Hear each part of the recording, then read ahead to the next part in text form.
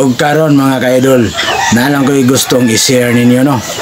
Nambahin kini sa usa ka babae nga ginganlan og Christine. Naagonoy nanguyab niya mga ka-idol nga usa ka security guard. Kung pa sa iyang video mga ka-idol no, dili guno siya ganahan og mga security guard kay guno tagsara ka uli og balay unya gagmay pa og sweldo og kamo guno usa ka security guard mga ka-idol dili guno siya musugot.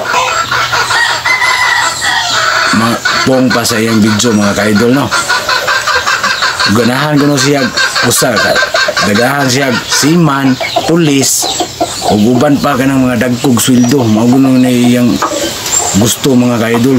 Ug di lang guno ka patugaw usa lang ka security guard, shit lang iyo lang daw para niya.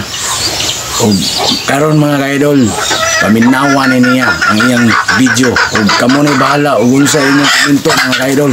Let's go.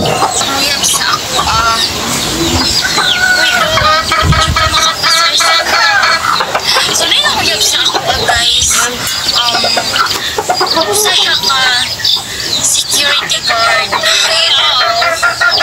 Uy, mga security guard. Siya sa iyong trabaho.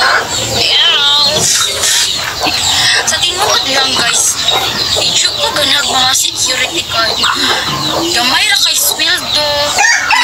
Hindi makauli sa pamilya. Hit ka na ko ni mga security guard. Kung ikaw usa ka security guard, pinagplano ko mahuyag na ko, ay na lang pagtugat ko. Hindi ito ko masugot ni mo. Medyo ko ganan sa mga security guard. Haluot anak mo trabaho, uy.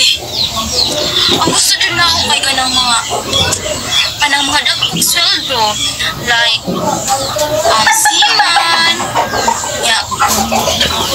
mga police, yung una kong mga type. Mga kamong boys, before mo mawib o babae, sure na yung trabaho ang makabuhi mo.